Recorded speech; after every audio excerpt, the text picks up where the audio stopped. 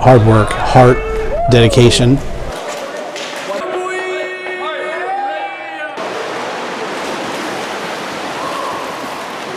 Well, I started competitively swimming when I was 5, and I swam for the most part through high school, and coaching kind of took a front seat to swimming my freshman, sophomore year.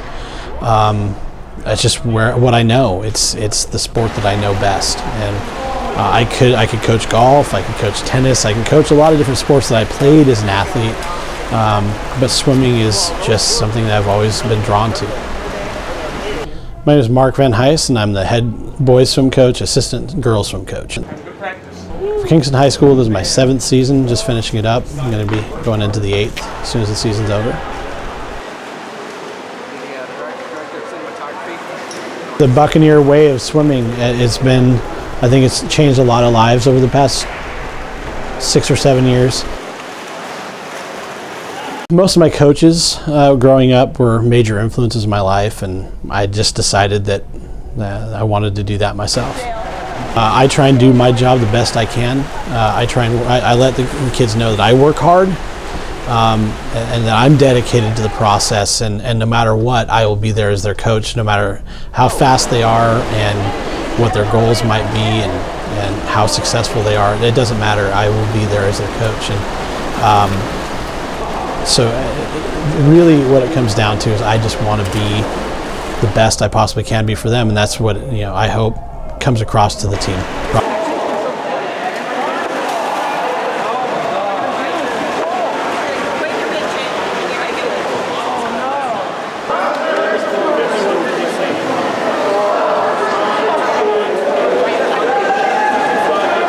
My assistant coach is Pam Manix. Honestly, she is one of my best friends. Well, I didn't know him really until we both got hired. We interviewed for the same 2 positions. We both wanted the head coach for boys and girls, and he ended up getting boys, and I ended up getting girls. And then I was already assistant coach, and so when you work together that much, you get to know each other pretty well, and yeah, we bounce ideas off each other all the time.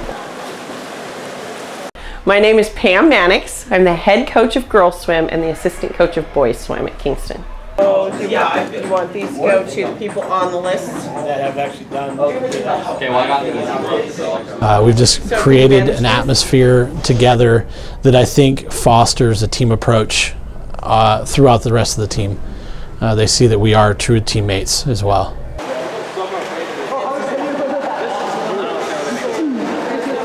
So my job on this team is to build the depth.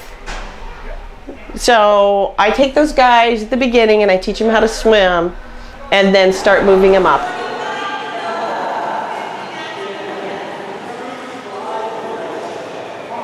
What makes a good athlete is somebody who works hard, knows how to overcome failure, so you have to have it in your head, knows how to focus. So it's not just having the talent and having the skills, it's having also the work ethic and the mindset. For me, it's more about the individual and what they're going to provide to the team atmosphere and encourage others to do greatness that I really look for in an athlete.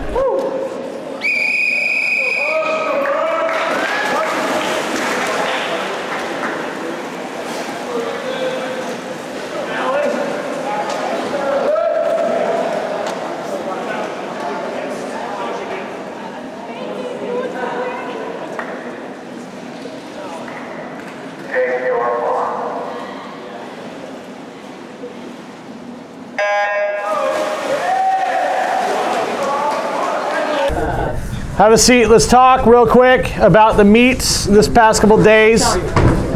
First of all, I think that was a really good meet. I think it was a fun meet. I think it was a good chance for us to go and race and get some good times. We were pretty flat as a team in general, but that's to be expected with how much we've raced. We race really well when there's a huge emotional impact to the meet. I love athletes. I love athletes because athletes learn how to pick themselves up. Athletes learn that you can try harder than anybody else and you can still lose. And that's life. And I really love that about athletes. Your 50 free time right now, Z, is a 26:72 official. You are 1.5 seconds away.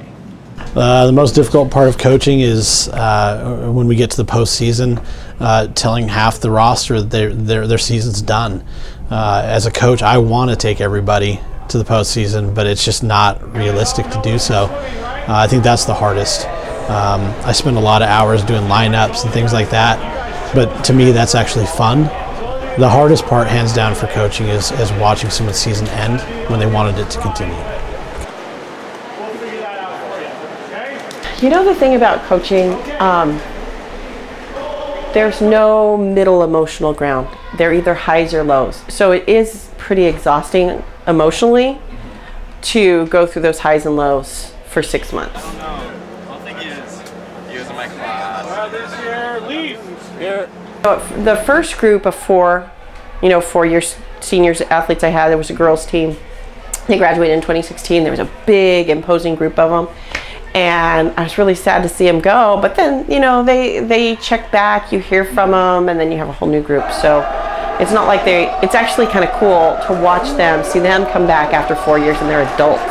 That is probably emotionally the most taxing thing about a high school coach, is because I like to invest as much of myself into each athlete as I can. And after 4 years, when they go on to their next adventure, a piece of me goes away as well. And I just wish that more people would come back and at least visit, just simply because I get so attached to them individually. And you get attached, and some groups you get really attached to, so it is hard.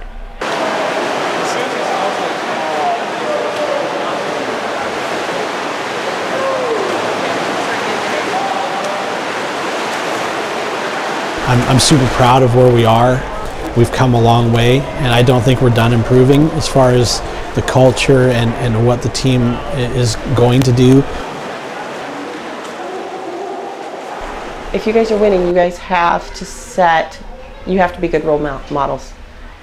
You know what I mean? If you guys are the winning team, and if people know you're the winning team, and people know, oh, Kingston High boys swim is winning all this stuff, you can't be jerks about it. You can't be overconfident, and you have to be good sports. Swimming's great, but for most of these kids, they're not going to swim after high school. So the point is to teach you guys some life lessons and yeah, build your character.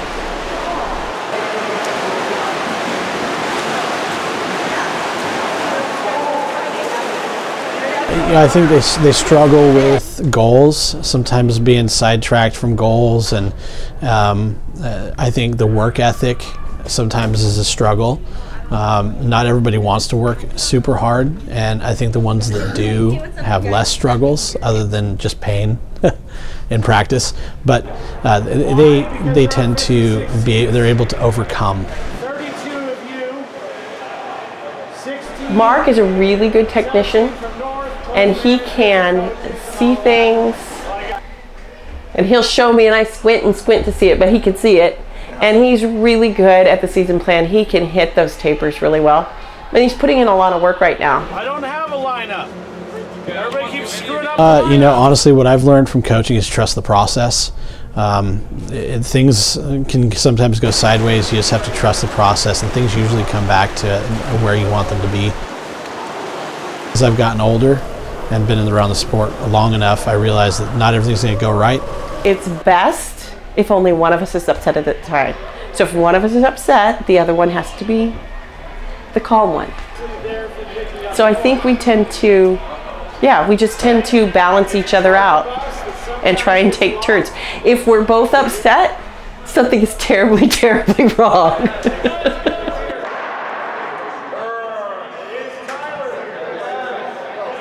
I've grown in patience and realizing that there's just some things out of my control, and I just have to go with the flow on those hard times.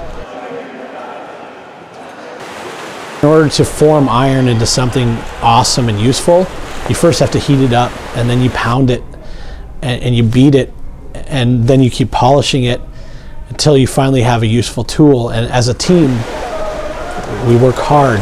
We get a lot of pressure. We get a lot of we pound you, and then by the time the season concludes, you're a polished, useful group.